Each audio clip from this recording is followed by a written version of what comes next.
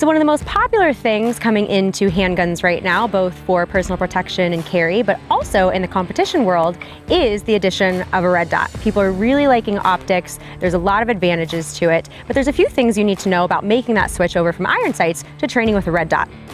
Essentially, most of the fundamentals are gonna be the same, but there's a few things that you'll notice are a little different. You really need to make sure that you still have that good index and that good grip every single time so that your dot presents the same.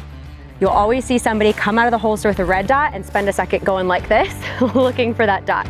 So it's important to make sure that you train for that new index that you'll have and make sure you have a consistent grip every time. The next thing is knowing that the dot is going to bounce and move quite a bit more than what you're used to seeing movement-wise on your iron sights at the end of your muzzle. So you just need to spend some time out on the range doing something like an accelerator drill, where you've got targets at different distances and you're watching what kind of movement you have and then realizing what acceptable hits look like with your new sight picture. The accelerator drill is one of my favorites to do that. You set targets up at something like 7, 10, and 15 yards, and that way you know what you're looking for. I did something like this when I switched over from 9mm to 40 and found this also to be a valuable tool when switching over to red dot.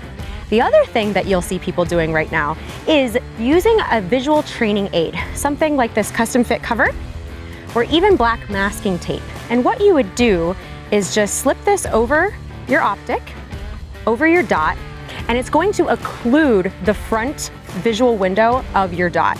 So what that does is it forces you to make sure that you're checking yourself and you're staying target focused. If you're used to going from front side focus to target, transition, and back, you really need to make sure that you're staying target focused the whole time and that your eyes while you're shooting aren't then gravitating to that dot and you're no longer looking at the exact spot where you want to be hitting on your target.